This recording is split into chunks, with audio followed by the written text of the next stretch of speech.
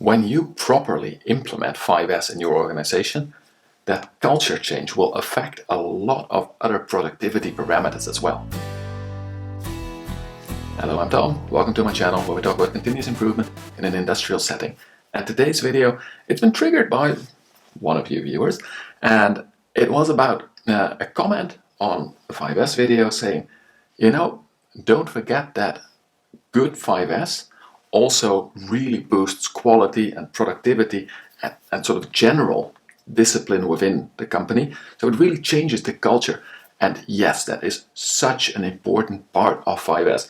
Again, 5S is not cleaning, right? It's not housekeeping slightly, but it is not about the housekeeping or the cleaning. That's only a small, important part of it, but it is about the whole system around it. Because when you implement 5S, you think about what you really need to do your work well, and then get that in place and keep it in place, right? So when we go through the 5S's, the steps of 5S, we separate out the nonsense, the stuff we don't need, and immediately in this phase as well. So there's sort of the free tags, right? Keep, get rid of, but then there is also this tag repair. So we also make sure that everything that we do need for our work is in good working order. Then we sort it. So we put it in places where it's handy, right? Where we need to have it. Stuff that we use a lot should be very close. Stuff that we use almost never should be somewhere else so that it's not in our way when doing the regular work. And that stuff that you use sort of once a week, couple of times a week, so it's a bit medium-like, right? At the workplace, just not in the way. Then when you shine, clean everything, just make it clean and you keep it clean. We standardize, so we decide what good looks like for everybody using that workplace, and we make sure that this whole process is sustained. And then of course we go back to, can we make it even better? And usually the answer is yes. Now, that is 5S by itself. What does it do when your teams really do this? This, by the way, includes 5S in the office as well, of course, right? You can do all of these things with your office, with your digital files, with anything you use to work with.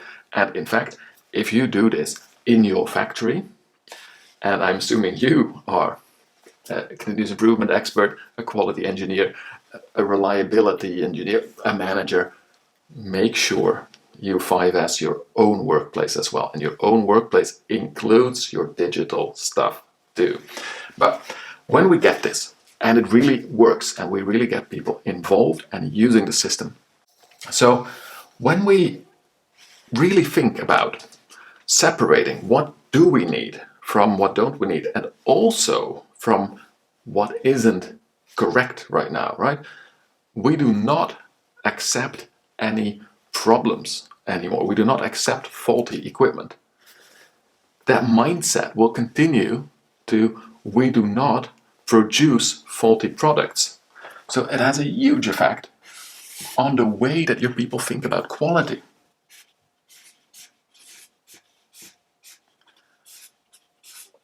If you accept that you don't really have quality tools, that you have a half-broken machine, that you have a taped together measurement thingy, then the quality you're going to put out is also going to be a lot lower. When you do not take that stuff anymore, and there is another S word that should be here, then you also don't give it to your customers anymore, right?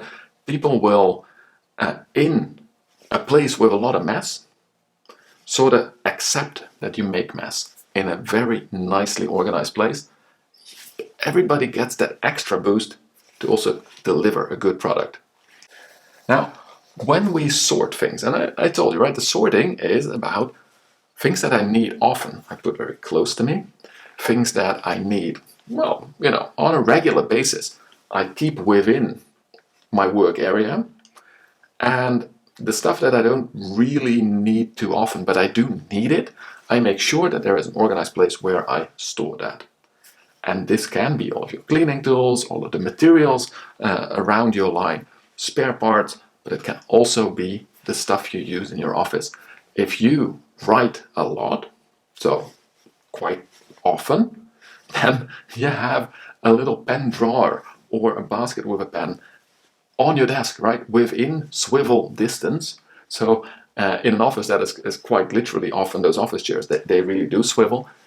Within a factory, this is moving your torso for the operator.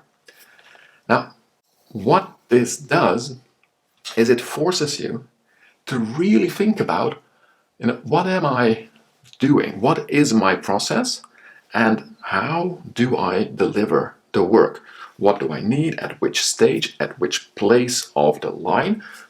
Because if you put a tool board on that side of the line while the tool is needed here, you are not yet a 5S master. Do not be afraid to have 5 or 6 tool boards across your line, or even honestly get rid of the tool board, right? Anything you put on the board, a shadow board somewhere next to the line, is for those medium frequency things, right? Keep that one in mind as well. Sort of a free tip. Anything that is high usage needs to be right there where you use it. And if that means that you need 5 Allen keys around your line because there's 5 places where you use them quite often, then do that, right? The shadow board with the cleaning tools quite often is because cleaning tools you need maybe once a day, and it's like a sort of a mini process. You don't need them the whole day, right? You don't need them at every hour. So they can be on their own separate board. But the stuff you use really during the work, you need to get closer.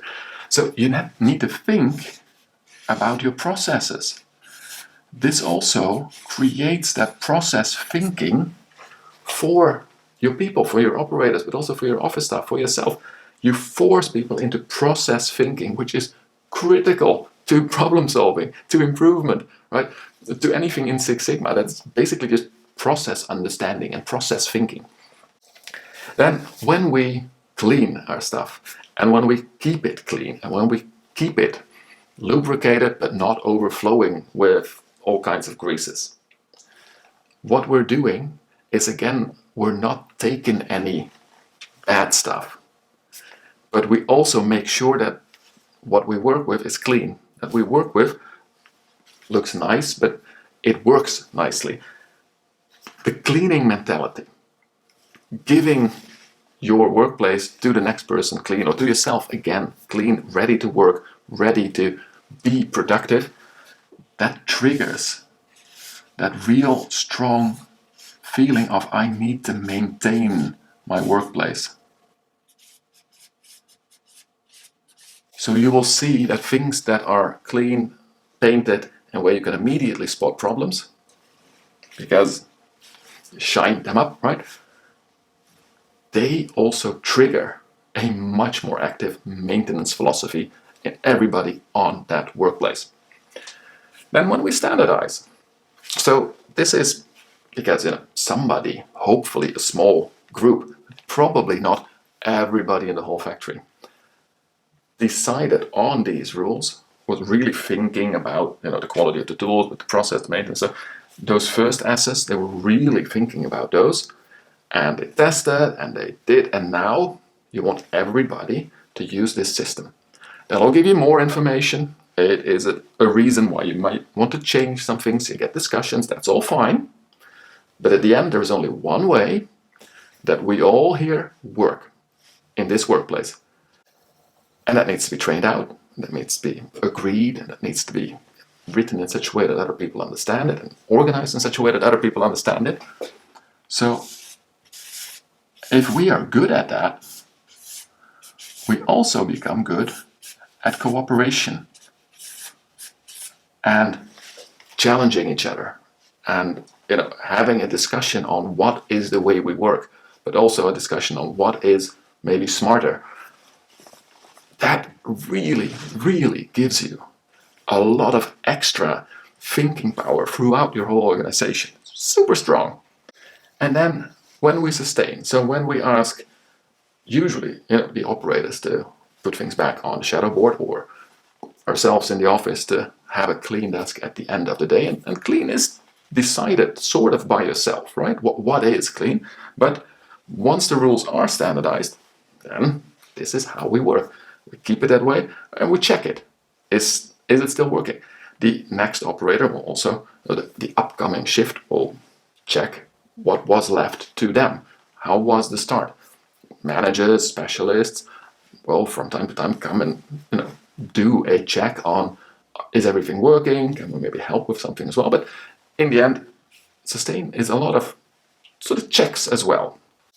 So that also breeds that you need to be prepared, that you are responsible for your own workplace.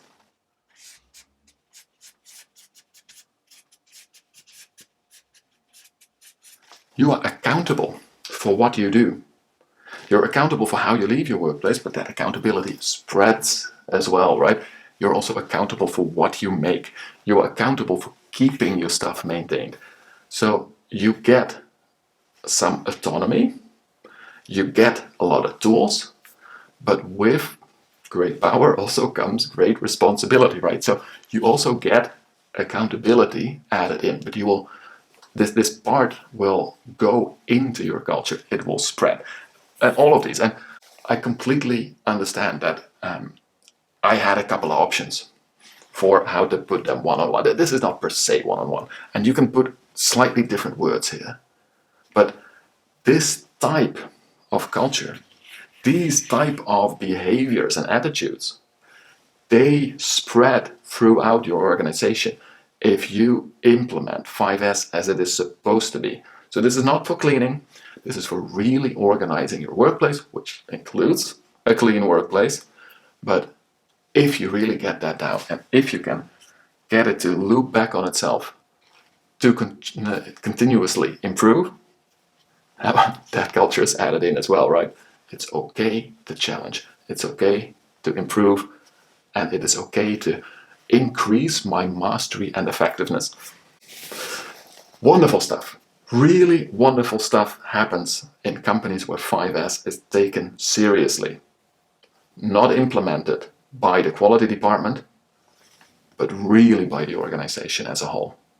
So I hope that triggered some ideas, some thoughts, maybe some uneasiness right now.